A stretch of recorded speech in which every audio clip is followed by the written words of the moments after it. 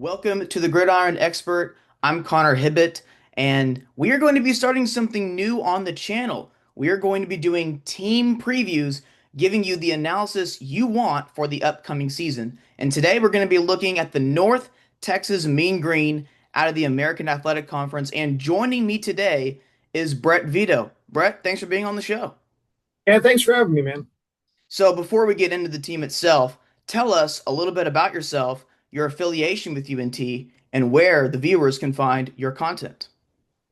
Yeah, I've come forever. I came here right before the 2003 season, and then life happened. Kind of decided to stick around, and not jump to the next place.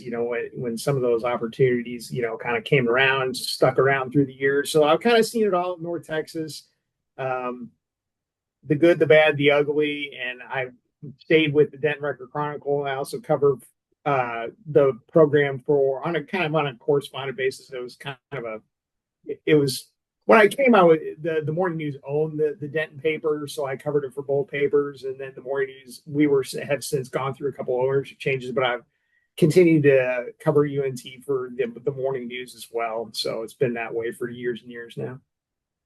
Well, when you look at UNT football this fall, there's a lot to be excited about, a lot of changes, a lot of changes with a lot of schools now with the transfer portal with the transfer portal, and we just got finished with the spring portal window. There's a lot of variance and hardly any regulation right now in college football. It's the wild, wild west, and UNT has had some of their fair share of guys transfer out as well as transfer in.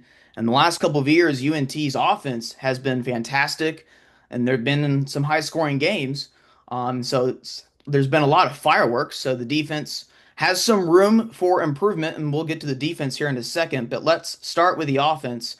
Again, it's been a very productive offense the last couple of years. Some new faces on the offense this season, and two quarterbacks, if I'm not mistaken, that the coaching staff feels pretty good about.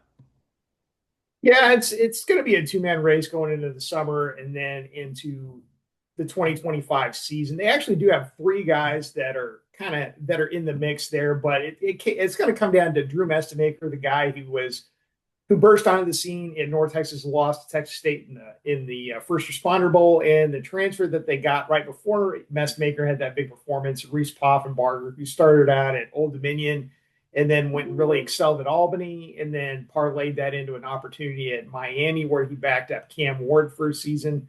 Went back into the transfer portal after it was apparent that the Cam was the guy there.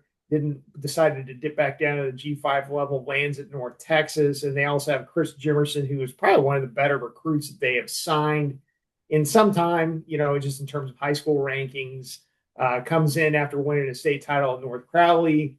I think he's a long-term developmental prospect, so we'll probably see Mestemaker and Poffenbarger compete for that job, continuing that process into the summer, maybe even a little bit into fall. And you mentioned Poffenbarger being at Albany.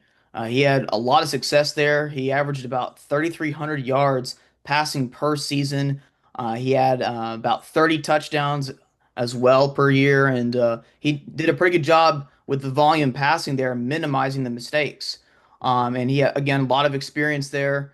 And Mestemaker, as you mentioned, had a great performance against Texas State in the bowl game. Mestemaker kind of came out of nowhere, and there was not a ton of players that had been on the team in the regular season playing in that bowl game for the Mean Green. And man, Mestemaker put the country on notice. It was one of the best performances in the entire month of December. Or I'm sorry, that was actually early January. It was one of the best performances in all of bowl season.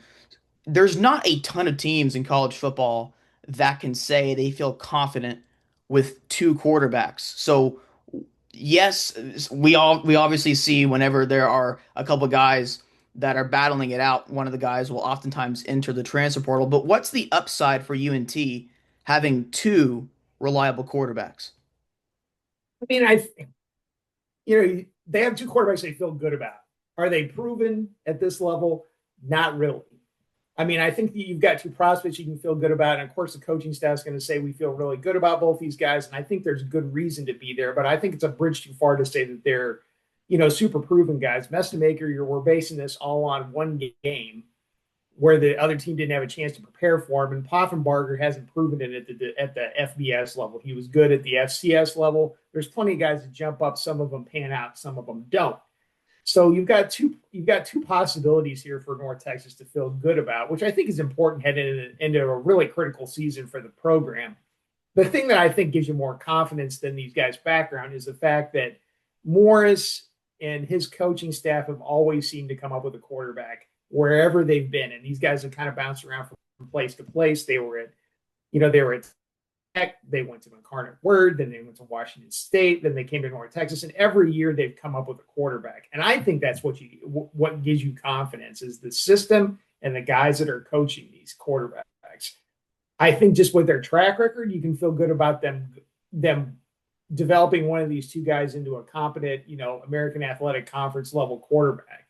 And I think that's the thing that you've got to look at from the North Texas perspective and feel good about. But as far as these guys being super proven at this level, that's the one question going into next season.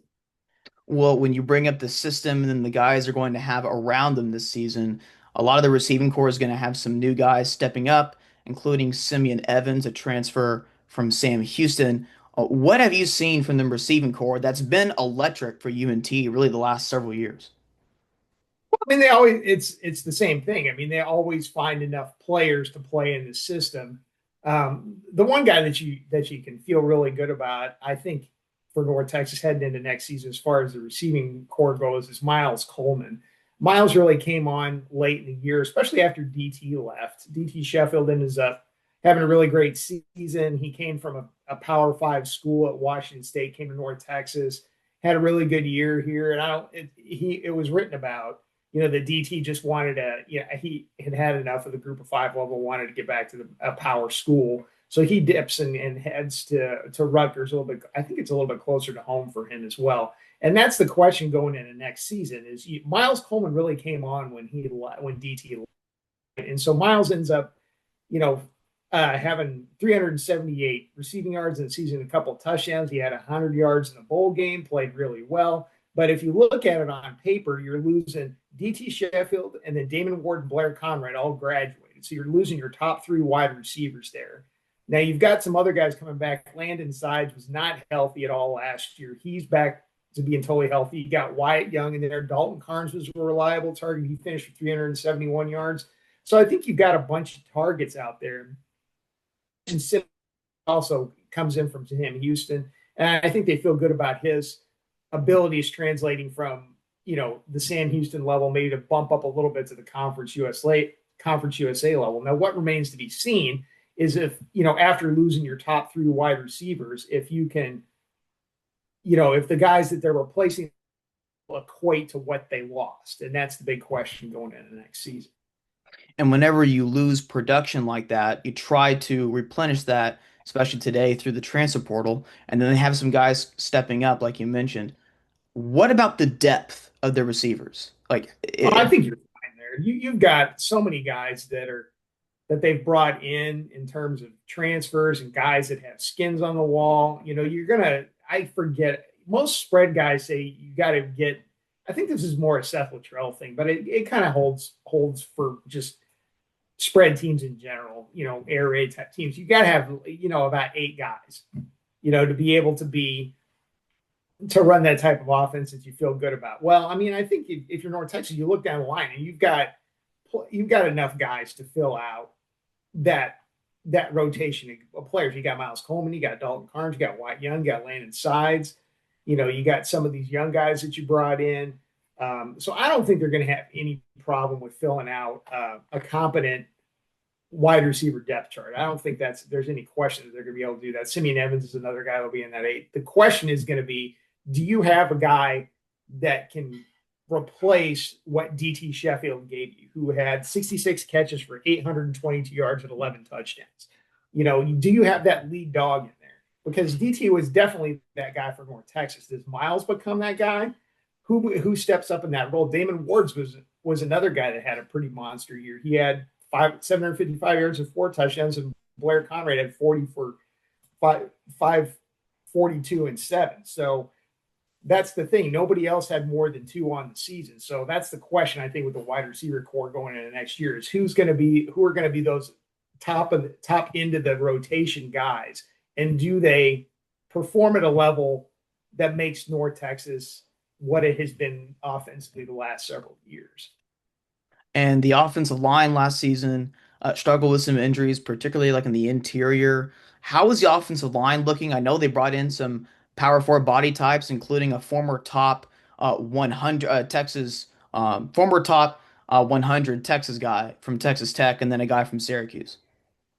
Well, yeah, I mean they brought in a lot of guys that I think you can feel pretty good about. I was surprised that they went as hard at offensive line in the offseason they did, considering some of the guys they had back. Gabe Blair has played a lot of football here. He looked like he was going to be one of your top interior guys. Braden Nelson came on at tackle late in the year. They brought in Tayanta as a transfer from Abilene Christian Center, an interior guy.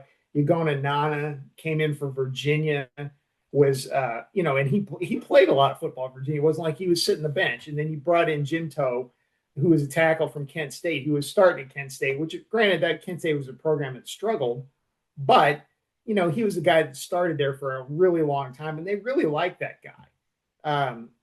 They think he's going to be a good player for him. Brought in Jamin Lamb from SFA, and then they in the late transfer portal period, like you mentioned, they went out there and they pulled a couple of more interior guys. Willie Goodacre came in from Syracuse. Well, Willie was a top 100 interior offensive lineman when he came out of Denton Guy. Really good player, and they recruited him at the time, and he ends up going up to Syracuse. He was in contention for a starting job at Syracuse. I wrote this story a couple of days ago. It didn't end up working out for him to start at Syracuse. So he decided, I'm going to go in the transfer portal, and he talked with a couple of the other guys that played North Texas. Landon Sides played there. Blair played at Geyer, and he decided to come back home and play here. Well, now you've taken two interior offensive line guys on top of all the ones you took before. So, I mean, we could see a completely rebuilt offensive line. And I was just surprised that they invested the scholarship capital that they did in the late transfer portal period after bringing in some other guys earlier in that signing class and having so many guys on scholarship. It's going to be interesting to see because there's that scholarship cap out, the roster cap out there. They're going to have to do some, and you've already seen this with some of the guys that have departed, but there's going to be some maneuvering here heading into next season in terms of how many of these guys end up on the roster and how the depth chart all sorts out. I think there's a lot to be determined here in the next few weeks. And at running back, is Mackenzie McGill back? Yeah, McKenzie played throughout spring practice, and he was a guy that they depended a little bit on quite a bit on last year. And the interesting thing about running back is, Patrick Cobbs has got to be, I've made the argument that you can make a pretty good case that he's, the most productive and consistent assistant coach that they've had there over the years. Because every year he's able to somehow, some way cobble together a good running back room on the basis of, transfers from places you wouldn't expect, Division I transfers, high school kids, just various things in there, and they're always able to figure it out. Last year they lost a ton to injury. Yes. Early in the season they ended up moving, and that was kind of a cool story. Shane Porter, was a wide receiver. They stuck him in spring practice when they didn't have anybody to put back there. Shane was a walk-on special teams guy, wide receiver. He ends up flashing a little bit there in spring practice. They decided to leave him running back, and he ends up leading the team in rushing. And he was a walk on. They didn't look at it seemed to me that the story was, they didn't have a scholarship for him at the end, and he ends up going in the transfer portal and leaves for Sam Houston.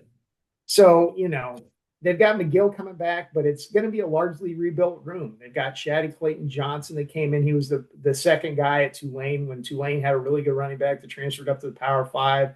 They've really liked Kiefer Sibley, who came in last year and showed some good things. Ashton Gray is really interesting just because he was a option quarterback over in Arkansas that showed some ability as a runner, and it was kind of looked like a weird recruiting move at the time when they took him and said, well, he's going to be a running back for us. But he's put on a lot of weight since he's gotten here, and they were real high on him coming out of spring practice. They think he can contribute, and they also got a recruit out of Oklahoma that they think is physically ready to play right away. But in terms of just overall at the running back spot, I think that, they also got Jaden Becks, another transfer from an Missouri State.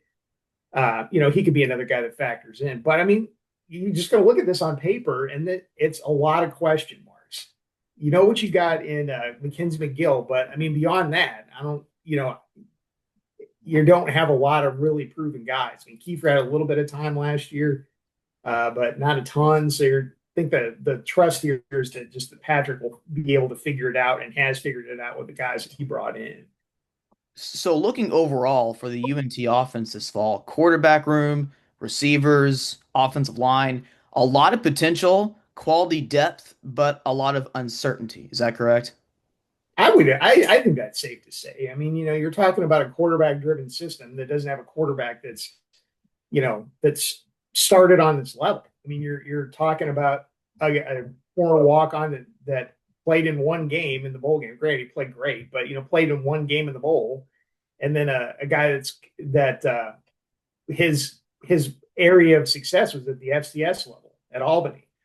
And now he's in the mix to start at North Texas at the American Athletic Conference. This isn't the bottom.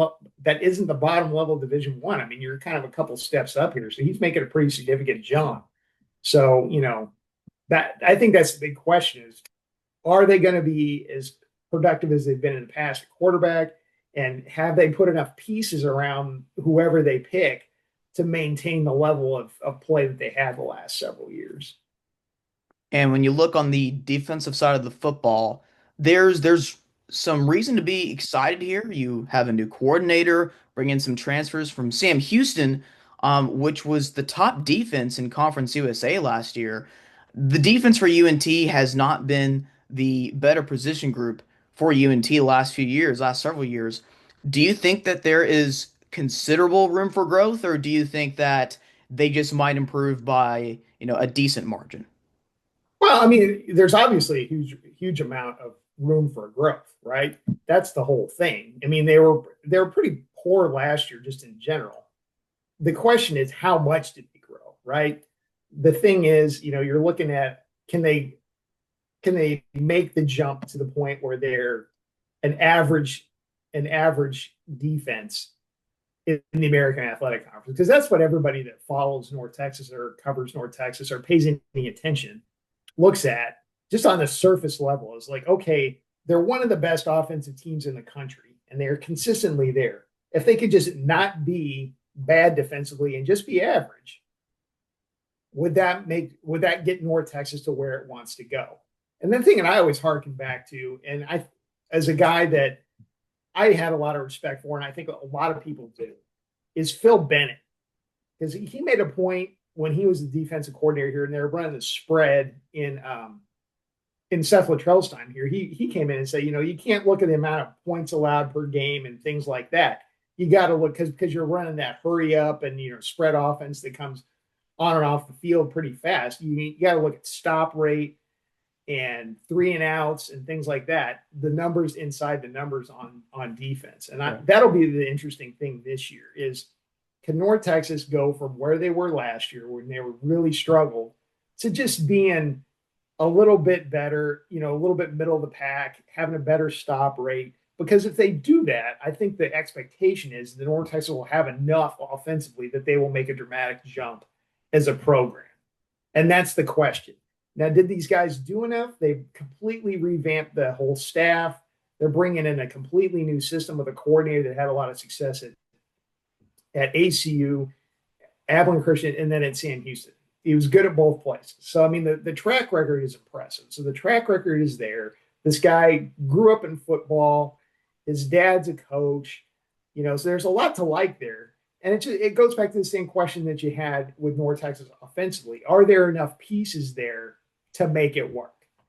They brought in a ton of guys from that Sam Houston defense. Did those guys translate? That's the question. And the one thing I that gives me a little bit of pause here is if you look back at that Sam Houston defense, everybody's thinking, okay, well, they're going to bring in all the best players from Sam Houston.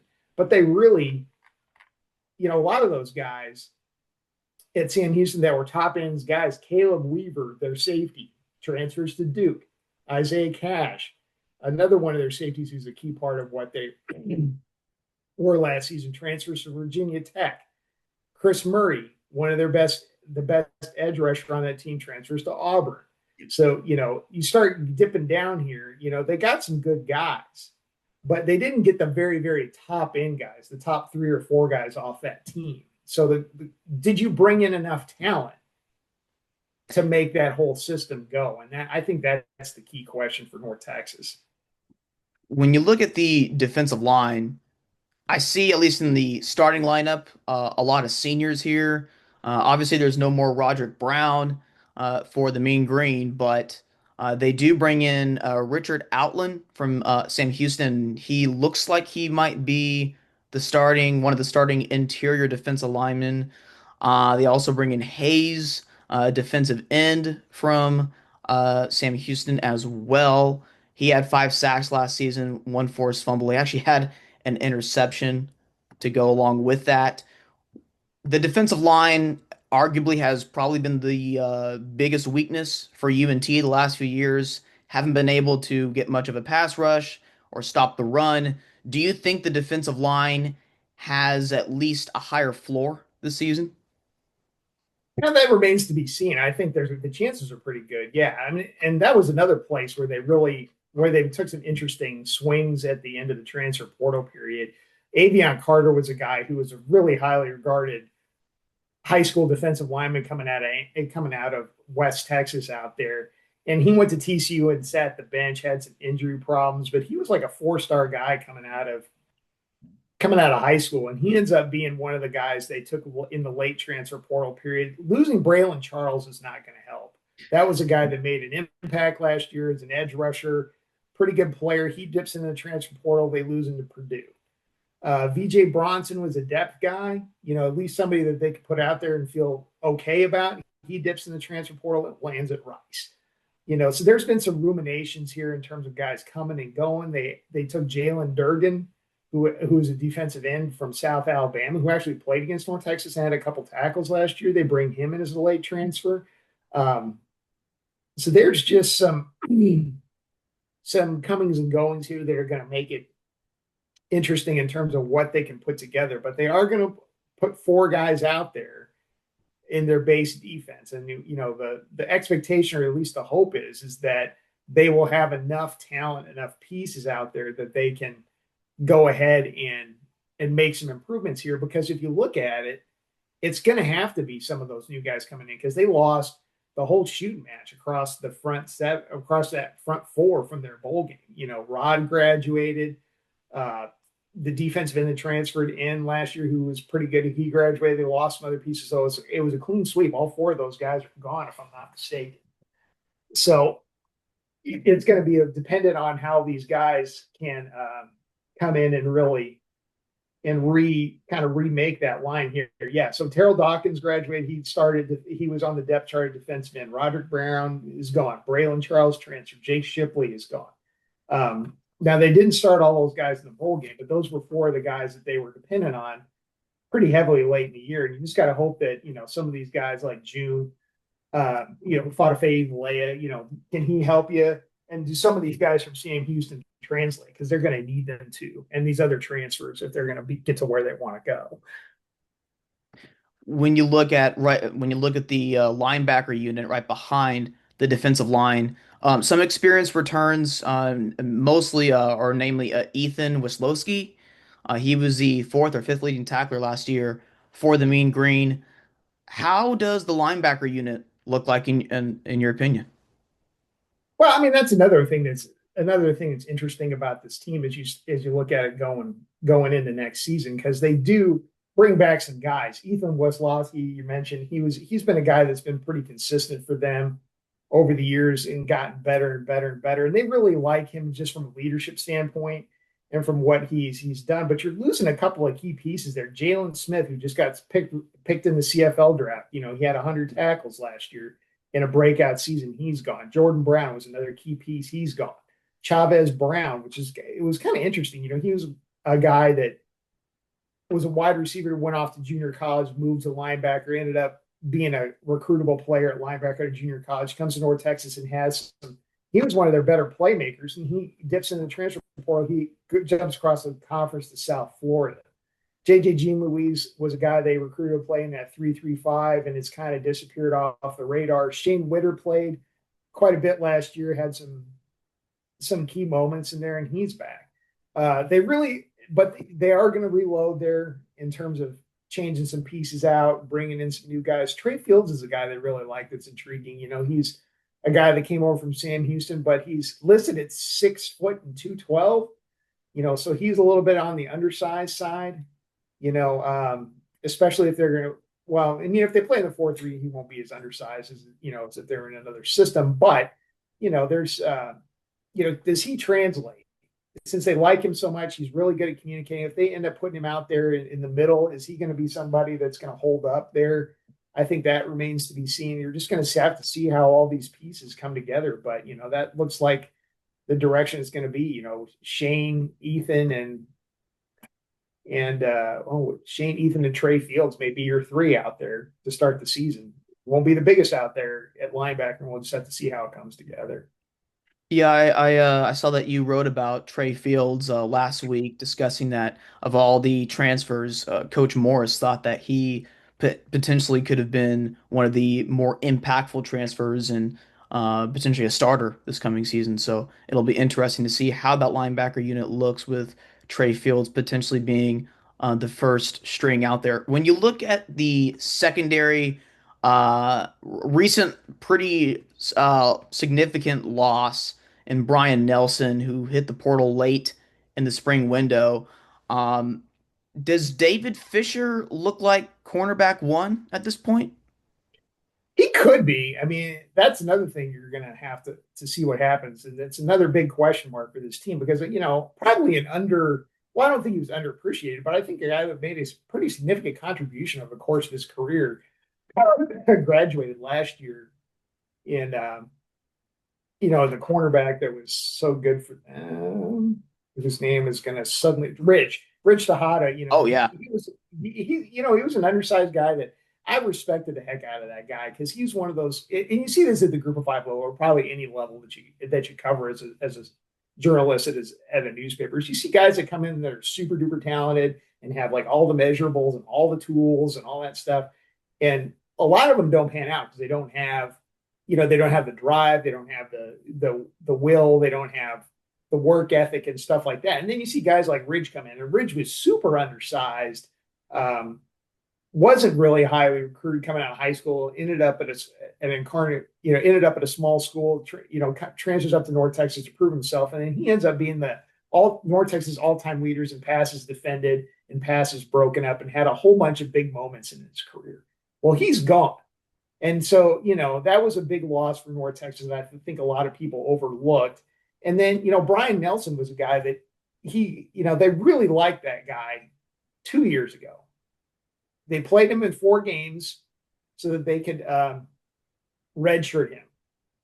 He made a couple of big plays in that game, in that span of 4 games, so that they could redshirt. And they thought, okay, well, this next year he's going to be a really good player for us. He was a really good player for him. Made a ton of plays. He had the game-sealing interception in the game that got them, in the win that got them bowl eligible.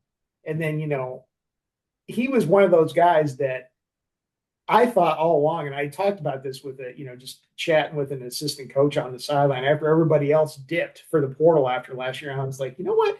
Of all the guys that went to the portal, I was surprised that you guys were able to hold on to Brian Nelson, because that guy was going to be super marketable in the portal, because everybody's looking for, a cover corner. I mean, those guys are really, really valuable. And then sure enough, after, he goes through spring practice and, he ends up, I don't know if somebody talked to him about it or what, but he gets an agent and goes into the portal. And North Texas isn't alone in this. UTSA signed a really highly regarded junior college cornerback that came in and did really well in spring practice. UTSA dips in the portal and is at Michigan State. So cornerbacks are really, really valuable. And, North Texas ended up losing one of their good ones to the transfer market. Now, what happens now? They really like some of the other guys they got. They got Davion Armstead, another transfer from Sam Houston. He played well. He spent some time at TCU, so he's a high-end talent. David Fisher, he's another guy that I think is gonna figure in there. Chase Canada transferred in, another D1 transfer. that could play a key role. And then you've got Taylor Starling is still around. Colin Lewis was a guy that they liked. So you're just going to have to wait and see how it plays out. But there are some pieces to like there as you head into next season. And at safety, looks like Evan Jackson at free safety. Are they going to have transfers around him at the strong safety and nickelback positions? Maybe Will Jones, DJ Warnell. Is that correct?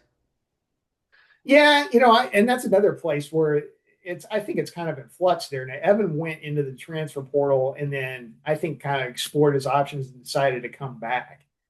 So he's back, and he's a guy that made a lot of plays for him. Has played a lot of football. They took Will Jones from Old Dominion. So he was around. Quentin Hammonds was a guy they really liked, a guy that came in as a walk-on wide receiver and ended up playing safety. They're thinking about moving him to nickel to get him a little bit closer to the line of scrimmage just because of his tackling ability. There's some other guys on that roster, and then they picked up just last night. They pick up another guy that they feel good about. Guy that comes over from Washington State. Looks like he's got the chance to be your starting nickel or something in there. Jackson Letzmau, he was a starter at points the last two seasons at Washington State. I know I just butchered his name, but he came over from Washington State last night, and I think he's going to be a guy that's definitely going to figure in there somewhere. And he played for the new North Texas assistant coach that's handling that position. So they know exactly what they're getting in that guy. And I would very much be surprised if he's not a starter back there. So, a couple questions here before the time runs out here on the Zoom meeting. Um, Something that I find rather noteworthy for the Mean Green when you look at this season compared to the last few years is the schedule. There's no Memphis, there's no Tulane, there's no true power conference program in the non-conference. And for the first time in program history, UNT will play 7 home games this season. Does the schedule provide an opportunity here if some of the uncertainties that you've pointed out pan out to be okay? Well, and that's the bottom line of this whole thing is, you're going into the third year of the Eric Morris era, and it just feels like looking at it from bird's eye view, if this is ever going to come together in this regime, this is going to be the year. They've got a really easy schedule. They do have Washington State, which is going to be a tough game for them, but you don't play, like you mentioned, they don't play Memphis. They've got a layup to start the year at Lamar. Western Michigan will be tough, especially on the road, but that's a winnable game. And then, you've got South Alabama. They beat them last year. And I don't know if they'll be able to pull that off again, but that's another winnable game. South Alabama lost a lot in the portal. Yeah. So, you got to play UTSA, which is always going to be really good. They've got that thing rolling down there. You got Navy, you got Navy, but you have Rice on the schedule. You close with Temple. On paper, there's no way that they shouldn't become bowl eligible. And I know that's to me, it just feels like that's kind of viewed as the floor here. Yeah. Getting to a bowl game. I think the expectation, the hope is that they break through. This team's last winning season was 2018. The last time they won a bowl game was in the 2013 season. The last time they won a conference title was in 2004. I just think the feeling is that if it's ever going to come together for North Texas, and particularly for this regime, this has got to be the year. So I think they look at it, you hope that, the quarterback situation pans out, your defense improves a little bit, and somehow, some way, maybe they didn't win the American, that'd be a lot to ask, considering, they went 3-5 last year. But, can they win 6-7 games and get to a bowl game and hopefully not get some terrible bowl matchup? Because North Texas always has terrible bowl matchup Yeah. problems. Like they get like Utah State when the Utah State's got Jordan Love, that kind of Yep. thing. They got Troy when Troy was absolutely loaded. So hopefully, the hope is that it works out this year. They get to a bowl and they get a game that they can actually win. Yeah, and then App State, Boise State also included in there in some of those ball matchups. Yeah, it just doesn't seem all that fair for the Mean Green. Well, Brett, thank you so much for being on the show today. You always do a really good job previewing North Texas every single season. So Thank you again for being on the show, and we maybe we'll do this again next year. Yeah, well, thanks for having me on, man.